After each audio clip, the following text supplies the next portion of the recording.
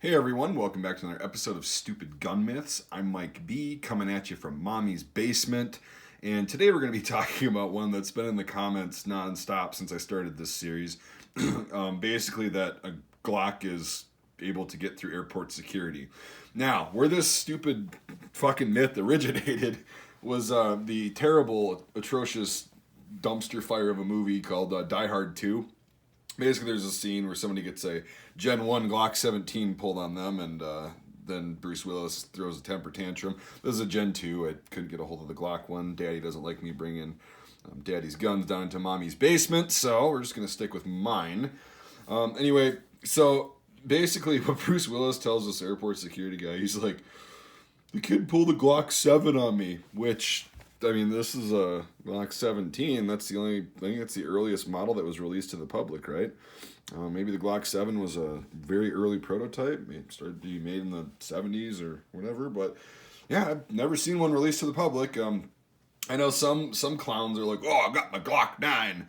Well, it's actually not a Glock 9. It's probably a Glock 17, 19, or one of the subcompacts. Or now we got 10 different variants, but they're using the caliber. So if you say Glock 7, I've never heard of a 7mm pistol, to be honest with you, like modern pistol. So yeah, let's just call it a Glock 17. Let's call it what it is, Bruce.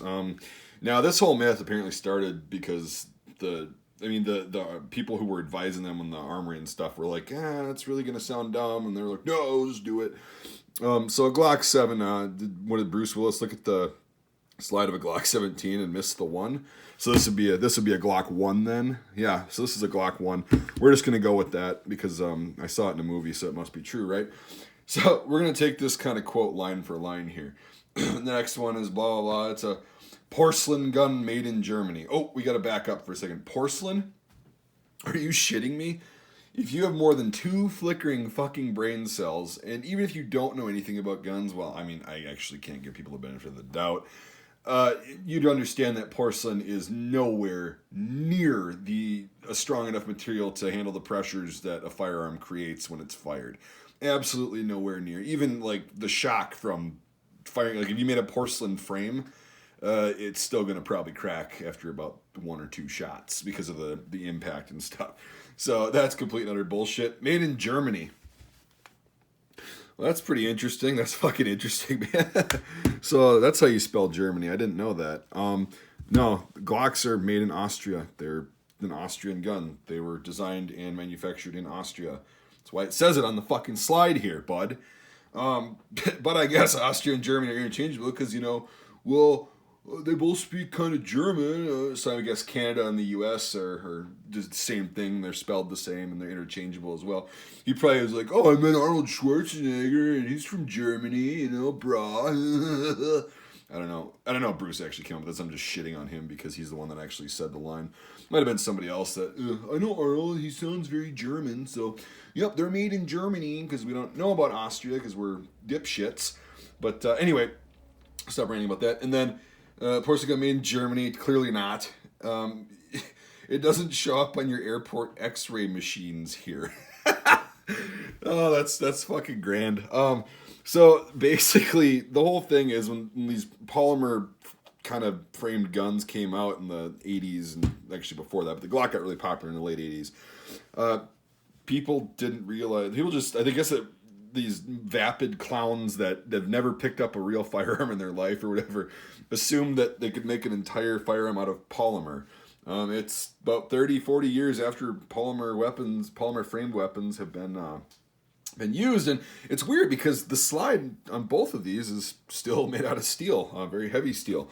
So about 80% of this weapon by weight, a little bit more probably, is steel, and that's including the steel-lined magazine, because you can't have just a straight polymer magazine like this that you keep loaded because the lips are so thin that they'd probably wear out over time. But I guess new PMags and stuff are proving that wrong. But at the time, and even today, Glock mags are steel. They're just coated with polymer. Oh, shit. I'm sorry, guys.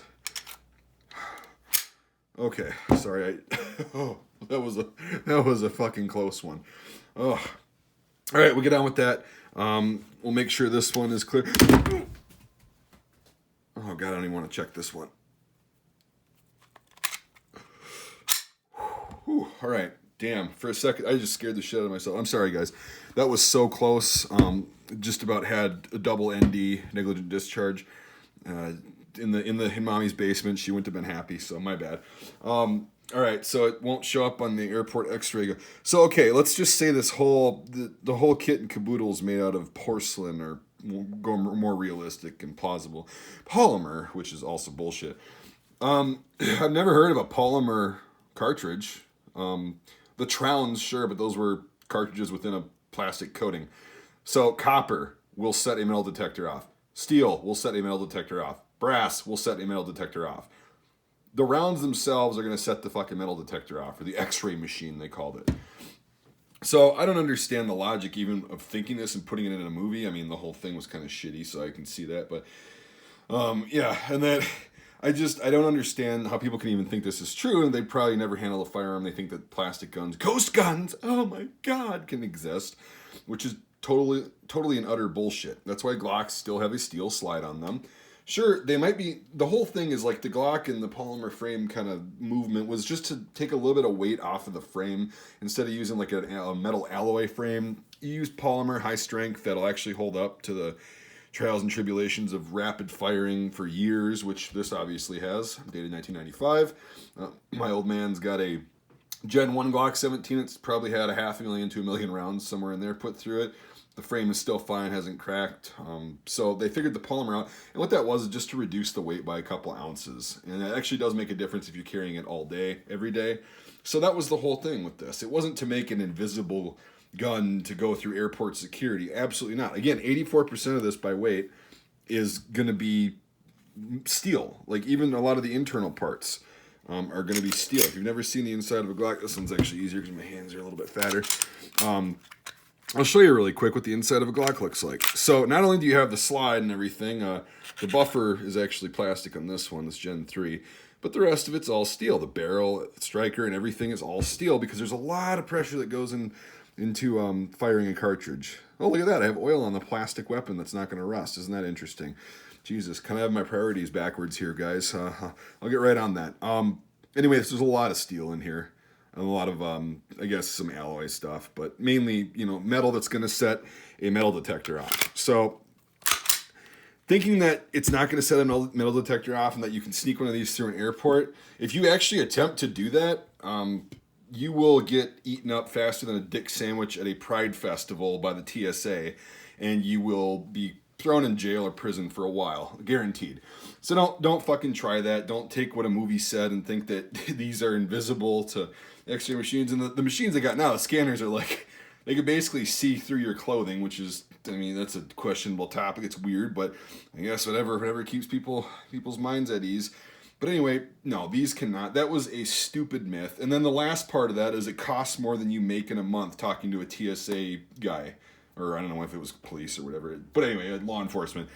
It's like back in the day, Glocks weren't that expensive. They've always equated out to be around $500 to $600 brand new.